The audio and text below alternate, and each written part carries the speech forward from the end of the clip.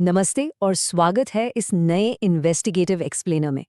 आज हम एक ऐसी केस फाइल ओपन करने वाले हैं जो सच में रोंगटे खड़े कर देने वाली है।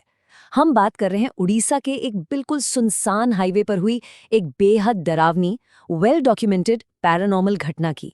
एक एक्सपर्ट पैरानॉर्मल इन्वेस्टिगेटर के नजरिए से देखा जाए तो ये केस बहुत कुछ रिवील करता है। तो चलिए सीधा डिटेल्स में चलते हैं और इस एनॉमली को डिकोड करते हैं। किसी भी सुपरनैचुरल केस की शुरुआत अक्सर एक वार्निंग से होती है और यहाँ भी वही हुआ। वहाँ के लोकल्स ने मुसाफिरों को बिल्कुल सख्त लफ्जों में चेतावनी दी थी कि इस रास्ते पर अगर कोई लिफ्ट मांगे या रोकने की कोशिश करे तो अपनी बाइक बिल्कुल मत रोकना, चाहे कुछ भी हो जाए, बस चलते रहना। देखिए, ये सिर्फ एक आम सलाह नहीं थी, ये एक आने वाले भयानक खतरे का बिल्कुल क्लियर संकेत था। तो बड़ा सवाल ये उठता है कि आखिर क्या होता है जब एक छोटी सी गलती, एक गलत टर्न सीधा एक जिंदा स्थानीय कथा यानी एक एक्टिव लोकल लेजेंड के सामने लाकर खड़ा कर दे। इस केस को हम सिर्फ एक ट्रेडिशनल भूत की कहानी की तरह नहीं देखेंगे, बल्कि एक एक्चुअल एक्टिव कोलिजन के रूप में एनालाइज करेंगे जो सुपरनैचुरल फिनोमेना के साथ हुआ। तो सबसे पहले आते हैं सेक्शन 1 पर, द ब्रह्मानी ब्रिज रूट। यही वो पॉइंट था जहां से रास्ता भटका गया। इस केस फाइल के सेंटर में हैं दो कॉलेज स्टूडेंट्स, सिद्धार्थ और अनुभव। अब समझते हैं कि उस रात का जियोग्राफिकल सेटअप आखिर था कैसा, क्योंकि यही सबसे बड़ा फैक्टर बना। हुआ ये कि मेन हाईवे पूरी तरह से एक पलटे हुए बड़े ट्रक की वजह से ब्लॉक हो चुका था। उस भारी ट्रैफिक में घंटों इंतजार करने के बाद दोनों को मजबूरन एक पैरेलल डिटॉर लेना पड़ा। ये नया रास्ता ब्रह्मानी नदी के ब्रिज के ऊपर से होकर गुजरता था। यही वो टर्निंग पॉइंट था जहां उन्होंने अनजाने में उसी रास्ते को चुन लिया जिसके बारे में लोकल्स इतना अग्रेसिव थे। अगर हम उस डिटोर के एनवायरमेंटल फैक्टर्स को क्लोजली ऑब्जर्व करें तो समझ आएगा कि वो जगह एक पैरानॉर्मल हॉटस्पॉट क्यों है। वहां घुप अंधेरा था, लिटरली 0 स्ट्रीट लाइट्स। रास्ता बेहद ऊबड़ खाबड़ और कच्चा था और दोनों तरफ सिर्फ घना सुनसान जंगल था। ऊपर से आसपास के लोगों का वहां जाने से सख्ती से मना करना। एक पैरानॉर्मल इन्वेस्टिगेटर के पर्सपेक्टिव से देखें तो किसी डार्क एंटिटी को मैनिफेस्ट होने के लिए ये बिल्कुल टेक्स्ट बुक कंडीशंस होती हैं। और यही आइसोलेशन हमें ले जाता है सेक्शन 2 पर, एनॉमली 1, द लोअर। शिकार को अपने जाल में फंसाने की पहली ट्रिक। पैरानॉर्मल इन्वेस्टिगेशंस में हम जिसे ल्योर कहते हैं वो एक्चुअली क्या है? बेसिकली ये एक ऐसी एंटिटी होती है जो एकदम बेसहारा और कमजोर रूप में सामने आती है। इसका मेन टारगेट होता है इंसानी हमदर्दी यानी ह्यूमन एम्पैथी का फायदा उठाना, ताकि सामने वाला एक खतरनाक जगह पर रुकने पर मजबूर हो जाए। सिद्धार्थ को भी अचानक अपनी बाइक पर जोर से ब्रेक लगाना पड़ा क्योंकि उस अंधेरी उबड़ खाबड़ सड़क के बीचों बीच उसने देखा कि 3 से 4 साल का एक छोटा बच्चा अकेला पड़ा हुआ है। इस ल्योर की सीक्वेंस को step by step break down करते हैं। स्टेप 1 में टारगेट ने सड़क पर एक बेसहारा बच्चे को देखा। स्टेप 2, इंसानियत के नाते और अपने साथी के मना करने के बावजूद टारगेट ने अपनी बाइक रोक दी। और फिर स्टेप 3, जैसे ही सिद्धार्थ उसके पास पहुंचा, वो बच्चा अचानक से लिटरली हवा में गायब हो गया। सिद्धार्थ की एम्पैथी ने उसको लगभग ट्रैप कर ही लिया था, इससे पहले कि वो पूरा इल्यूजन अचानक वैनिश हो गया और सड़क बिल्कुल खाली निकली। अब यहां से चीजें अग्रेसिव होना शुरू होती हैं। आते हैं सेक्शन 3 पर, एनॉमली 2, द परस्यूट। इस एस्केलेशन फेज की टाइमलाइन किसी हॉरर फिल्म से कम नहीं है। नोटिस कीजिए, शुरुआत के सिर्फ 5 मिनट में फुल थ्रॉटल देने के बावजूद बाइक की speed magically 40 kilometre per hour पर अटक गई। फिर 10 मिनट बाद वही बच्चा और उसके साथ एक औरत का apparition घने जंगल के अंदर जाते हुए दिखा।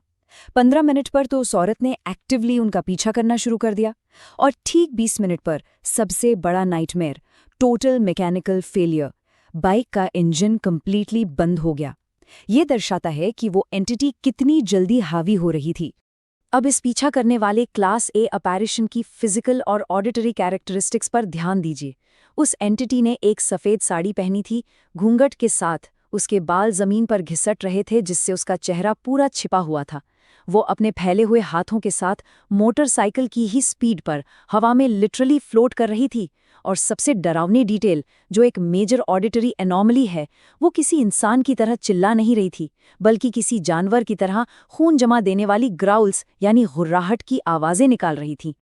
उस नैरो एस्केप को इमेजिन कीजिए, जब वो जानवर जैसी आवाज़ें निकालने वाली एंटिटी सिर्फ 10 सेकंड की दूरी पर थी, बिल्कुल उनके ऊपर आने वाली थी।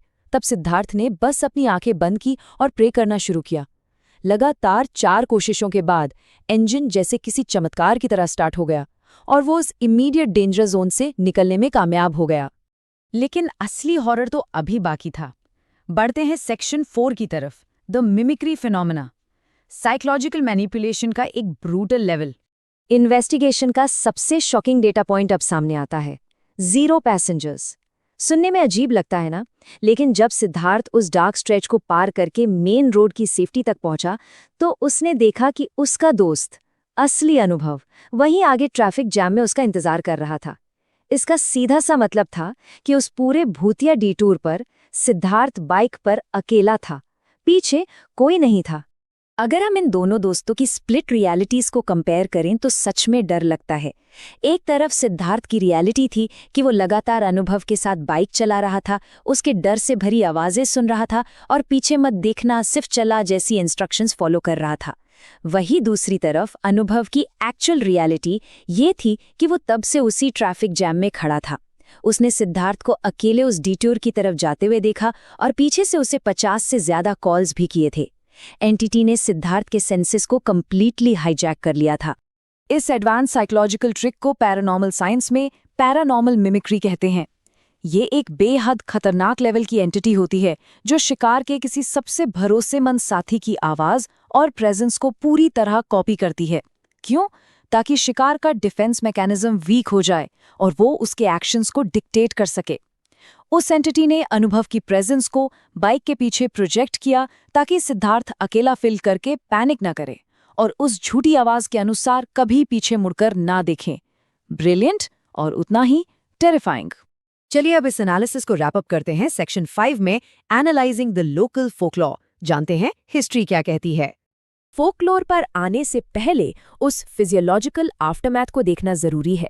घर पहुंचने के बाद सिद्धार्थ को लगातार 7 दिनों तक तेज अनजाना बुखार रहा। एक्सपर्ट लेवल पर हम देखते हैं कि किसी भी सिवियर पैरानॉर्मल एक्सपोजर के बाद ये बॉडी का एक बहुत कॉमन रिएक्शन होता है। शरीर उस एक्सट्रीम एनर्जी ड्रेन और ट्रॉमा से निपटने की कोशिश कर रहा होता है। अब अगर हम सिद्धार्थ के एक्चुअल इनकाउंटर्स को और वहां के लोकल लेजेंड्स को क्रॉस एग्जामिन करें तो कोरिलेशन लिटरली परफेक्ट बैठता है। सड़क पर बेसहारा बच्चे का दिखना, ये सीधा वहां पास्ट में हुई एक ट्रेजेडी से मैच करता है जिसमें एक माँ और बच्चे की जान चली गई थी। पीछा करते हुए वो सफेद साड़ी वाली एंटिटी, ये उसी माँ की आत्मा का जिक्र है जो वहां गुजरने वालों से लिफ्ट मांगती है। और उनका घने जंगल की तरफ जाना, ये भी लोकल्स की उन रिपोर्ट से मैच होता है जिसमें उन आत्माओं को अक्सर जंगल के उस नाले के पास देखा गया है। यानी सिद्धार्थ ने एग्जैक्टली वही एक्सपीरियंस किया जो वहां की सड़कों के अंधेरे इतिहास में दफन है। इस पूरे एनालिसिस के बाद एक प्रोवोकिंग सवाल दिमाग में घूमता रहता है। अगर वो एंटिटी पीछे बैठकर अनुभव की आवाज में उसको कंट्रोल कर रही थी, उसको लगातार पीछे मुड़ने से रोक रही थी, तो आखिर क्या होता अगर सिद्धार्थ ने रुककर सच में पीछे मुड़कर देख लिया होता? ये सोचकर ही कांप उठते हैं। उस प्रेडेटरी एंटिटी का शिकार करने का ये तरीका साफ बताता है कि उस अंधेरे ओडिशा हाईवे पर आज भी कोई भयानक चीज मुसाफिरों का इंतजार कर रही है। और इसके साथ ही ये केस फाइल यहाँ बंद होती है। इस एक्सप्लेनर में साथ बने रहने के लिए शुक्रिया और हमेशा रास्तों पर थोड़ा सावधान रहें।